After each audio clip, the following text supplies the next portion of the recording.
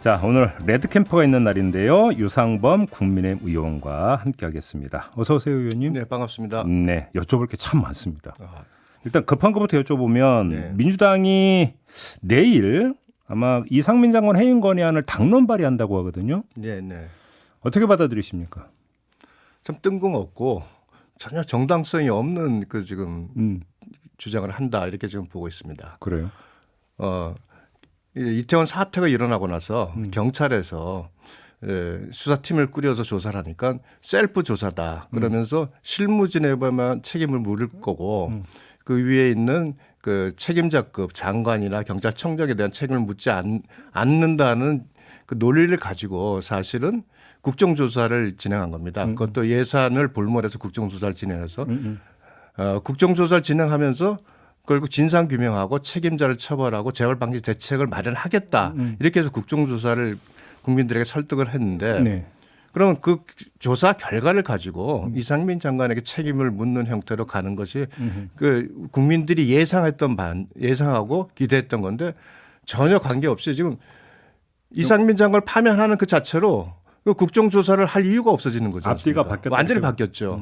그래서 이 부분에 대해서는 왜 이렇게 해서 갑자기 민주당에서 무리하게 이런 그 이상민 장관 해임이나 파면을 들고 나왔냐 싶은 제 생각엔 두 가지가 있습니다. 첫째는 이 이태원 사고는 기본적으로 잠깐 근데 조금 전 이태원 사태라고 하셨고 지금은 이태원 사고라고 하셨는데 죄송합니다. 이태원 참사 예, 정의합시다. 예. 이태원 참사는 기본적으로 극도의 혼잡이 발생할 때 위험 발생 방지의 의무를 제대로 이행했느냐의 부분입니다. 그 부분에서 그리고 극도의 혼잡이 발생하는 구체적 상황에 대해서 우리가 확인된 게 112 신고란 말이에요.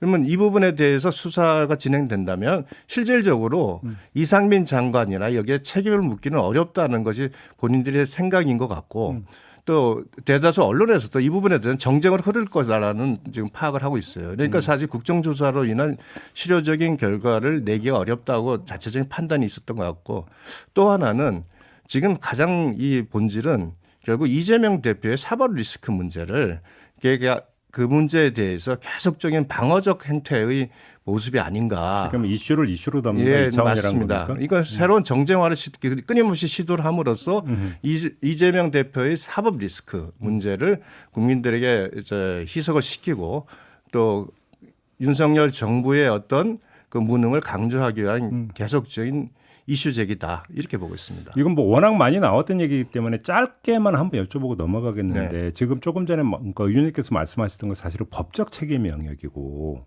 정치적 책임을 누군가는 져야 되는 거 아니냐 이렇게 참사가 발생했으면 이 이야기는 계속 있었던 거잖아요. 사실. 네, 그건 제일 처음 이태원 참사 문제가 나왔을 때 제가 분명히 말씀을 드렸던 게 자, 이 책임을 하는데 도덕적, 정치적 책임 문제와 법적 책임 문제는 다르다. 그러나 제일 먼저 우선돼야 되는 것이 법적 책임 문제가 정확히 규명이 되고 거기에 따른 정치적 도덕적 책임을 지는 것으로서 그걸 그렇게 이행이 될 때 국정 운영도 안전을 갖출 수 있고 국가가 좀 더 법치라는 문제에 대해서 우리가 이제 접근을 할 수 있다 이렇게 말씀을 드렸으면서 제가 그때도 단순히 희생양을 만들어서 단두대에 세우는 형태의 어떤 모습은 지양됐으면 좋겠다 이렇게 말씀을 드렸던 적이 있습니다. 아무튼 국정조사 특위 소속 국민의힘 의원들이 어제 기자회견을 열어서 그 위헌 사태까지 언급을 했어요. 네. 그러면 이게 지금 그 해임 건의안 발의를 막기 위한 엄포용이 아니라 발의가 되면 실제로 사퇴를 한다고 봐도 되는 겁니까? 어떻습니까? 저는 그럴 가능성이 굉장히 높다고 생각을 합니다. 그래요. 아시다시피 국정조사를 야당이 예산을 볼모로 압박을 가했을 때 다수의 의원들은 국정조사는 받을 수 없다고 했습니다. 그럼에도 불구하고 주호영 원내대표를 비롯한 지도부에서는 예산안 처리를 제대로 함으로써 윤석열 정부의 제대로 된 국정 운영을 뒷받침하자는 그 논리가 충분히 이유가 있었기 때문에 그걸 받아들인 겁니다. 대부분의 의원들이. 그런데 지금 현재 그 전제가 됐던 예산안 처리는 지금 민주당이 완전 일방 독주를 하면서 윤석열 정부 예산은 다 깎고 이재명 표 예산은 증액시키는 이런 형태로 지금 가고 있고요. 또 말씀드렸듯이 국정조사를 하자고 했는데 국정조사를 해서 본인들이 하고 싶었던 궁극적인 목적인 이상민 장관에 대한 해임이나 파면을 지금 제일 먼저 들고 나왔어요. 그럼 이러면 현재 국정조사를 해야 될 명분이 없어져 버립니다. 알겠습니다. 이렇게 되면 주호영 대표 입장에서는 굉장히 그 본인이 그 협치를 주장했던 부분에 대한 근거가 약해지기 때문에 굉장히 제 입장에서는 아마 힘들어질 수 있다. 의원님께서는 그 국정조사 계획서 본회의 표결 때 기권하셨죠? 네, 기권했습니다. 왜 기권하셨어요 그때? 저는 기본적으로 제가 민주당에서 국정조사를 주장하는 논거가 이건 잘못됐다고 판단하고 이건 무조건 정쟁으로밖에 흐를 수가 그 자체를 도저히 찬성할 수 없었고. 네, 그렇습니다. 그래요. 근데 반대가 아니라 기권인 이유는? 반대하는 그 적극적인 용기를 내지 못했다고 이렇게 이해해 주시죠. 뭐.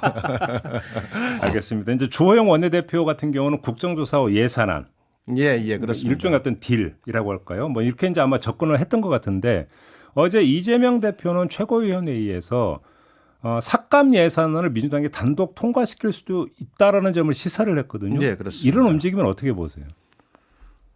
저는 그 국정조사와 예산안을 합의를 전제로 한 국정조사의 수용 부분에 대해서 뭐 그것은 가장 합리적인 생각을 했습니다. 다만 제가 그동안 민주당과 모든 어떤 합의를 하고 거래를 하면 본인들에게 조금이라도 불리하면 바로 그 뒤에서 다른 이유를 대서 합의가 파기되는 걸 제가 참 무수히 많이 경험을 개인적으로 했습니다. 네, 그래요. 네, 그런 경험을 하다 보니까 자신도 민주당에서 분명히 이 부분에 대해서 본인들이 그 이와 같은 합의를 하더라도 조금이라도 불리하면 또 다른 모습을 보일 거라 생각을 했었기 때문에 사실은 기권을 했었던 건데 아니나 다를까 예산안 합의라는 굉장히 중요한 부분에 대해서 이재명 대표는 벌써 일방으로 윤석열 정부의 중요한 국정까지 예산 다 감액을 해라. 그러면 결국 국정 운영을 마비시키겠다는 그 의도를 보이는 겁니다. 거꾸로 네. 이재명 대표 이런 언급이 그 이상민 장관 해임 건의안을 받으라고 하는 일종의 엄포 내지 압박 요원일 가능성은 어떻게 보세요? 저는 두 가지 다 생각하고 있다. 본인들은 두 가지 다 쟁취하려고 일단 압박을 하는데 그 안 받아들이면 그냥 정말로 그렇게 갈 거다. 갈 가능성도 있다고 봅니다. 지금 현재 이재명 그 당대표는 공격이 최선의 수비다라는 사고 방식으로 지금 모든 걸 지금 임하고 있다고. 그 수비라고 하는 게 이제 본인의 사법 리스크에 대한 수비. 그렇죠, 그거 말씀하시는 겁니까? 그렇습니다. 알겠습니다. 좀 다른 문제 좀 여쭤볼게요. 그러니까 그 이른바 그 언론이 표현하는 윤핵관 4명의 의원이 당 지도부가 한남동 관제에서 공식 만찬을 하기 전에 윤석열 대통령과 이제 따로 만찬을 가졌다는 보도가 있었는데 오늘 어떤 보도가 나왔냐면 그 직후에 전당대회가 2말 3초쯤으로 시간이 대충 정해졌다라는 지금 보도가 오늘 아침 몇몇 조간에 실렸거든요. 그러면 이 이야기가 바로 이 그 만남에서 그러니까 조율된 것 아니냐라는 지금 언론 해석이 뒤따라붙고 있는데 어떻게 보세요, 의원님?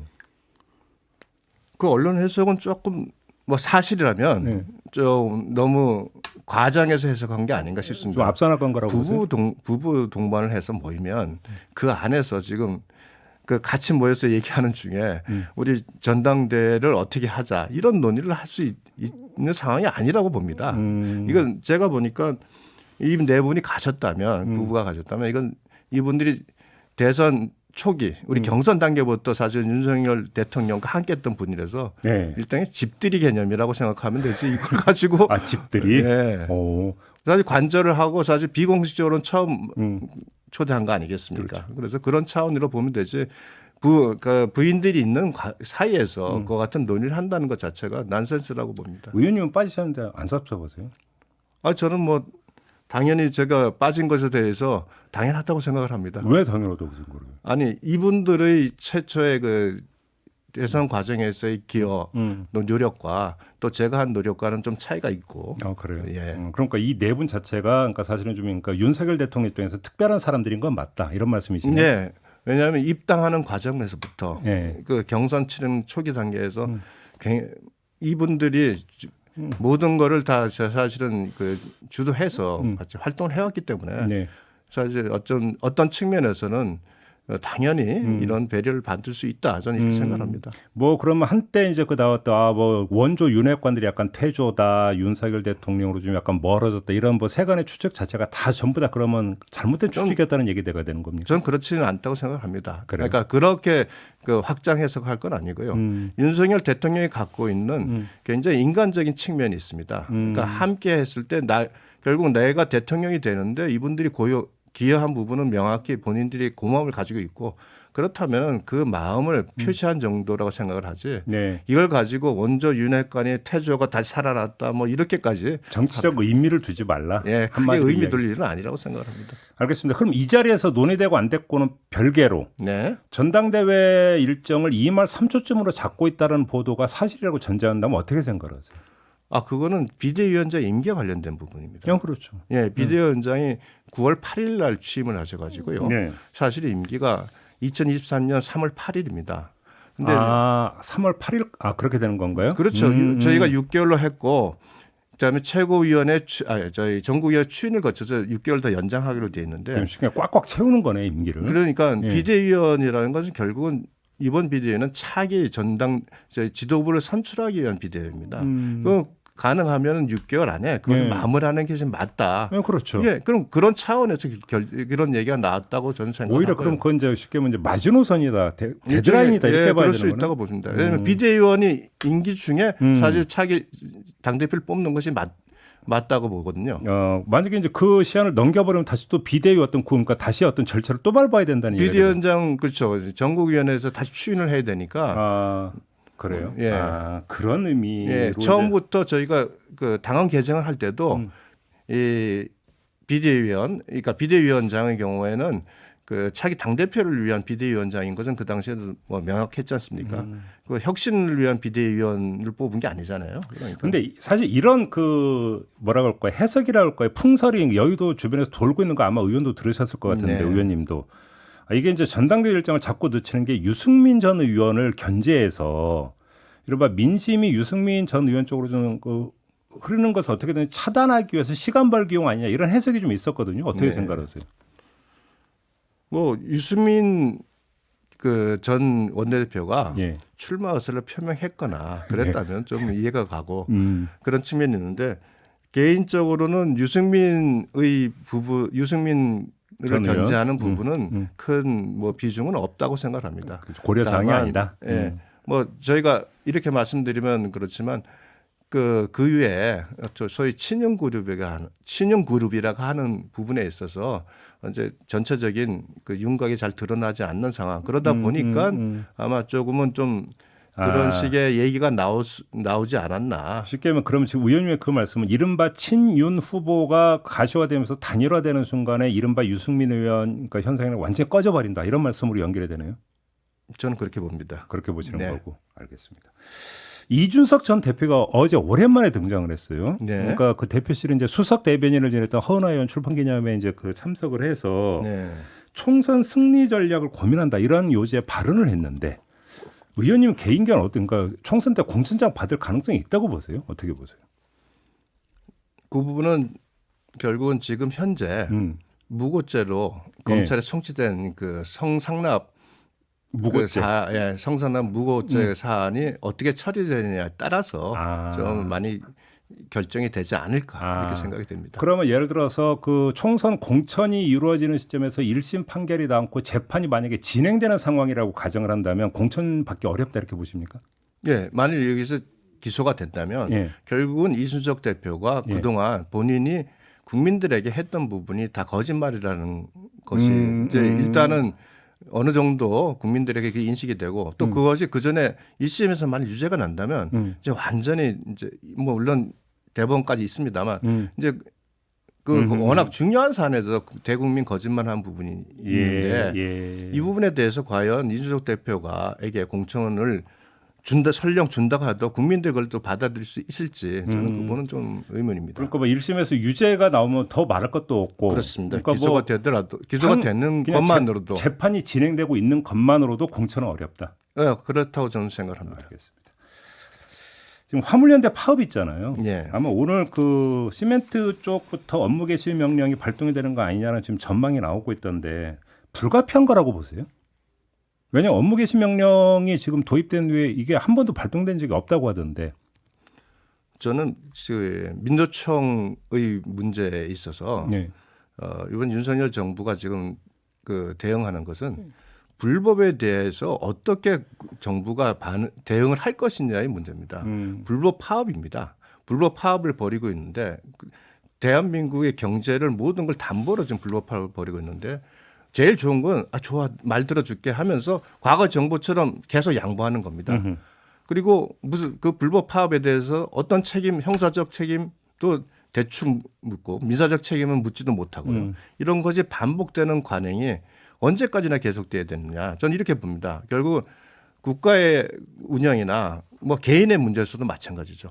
불법에 대해서 어떻게 대응을 할 것이는 국정 철학이고 국가의 운영에 굉장히 중요한 방향성이거든요. 저는 이렇게 놓고 와야 된다고 생각합니다. 근데 정부나 국회도 잘한 거 하나도 없는 것 같은 게 정부도 그간에 화물연대하고 단 한 번도 만난 적도 없고 그러니까 협상다운 협상 한 번도 해본 적 없고 국회는 딱 민생특위에서 딱 한 번 논의했다면서요. 이 그 안전운임제에 대해서. 이러면 결국은 방조를 그러니까 그 방기를 했기 때문에 이 사태까지 온 거 아닙니까? 이 점은 어떻게 생각하세요? 2년 전에 예. 안전운임제는 2년 유예한다고 했습니다. 그건 합의였거든요. 그걸 받아들였지 않습니까 본인들이. 그럼 사실은 우리가 계약의 개념으로 보면 2년 동안 유예를 해서 그 당시에 본인들이 주장했던 그 저임금 때문에 교통사고가 늘었다 하는 논리가 맞는다면 다시 연장을 할 수가 있는데 지금 통계를 보면 실제로 사고가 더 늘었습니다. 네. 그러니까 본인들이 주장했던 안전운임제 주장했던 논거가 사실은 이미 깨진 거죠. 그렇다면 그 부분을 정부가 나서서 다시 연장한다 이렇게 나선다는 것은 사실 외력은 어떤 불법을 스스로가 더 만들어 조장하거나 정부가 그 불법을 묵인하는 행태가 된다. 저는 이렇게 생각을 합니다. 알겠습니다. 자, 앞으로 이제 어떻게 전개될지 좀 궁금해서 의원님 개인 견해를 좀 여쭤봤고요. 오늘 시간이 다 돼서 인터뷰 이렇게 좀 마무리해야 될 것 같습니다. 고맙습니다, 의원님. 좀 더 해도 되는데. 고맙습니다. 네, 고맙습니다. 네. 유상범 국민의힘 의원과 함께했습니다.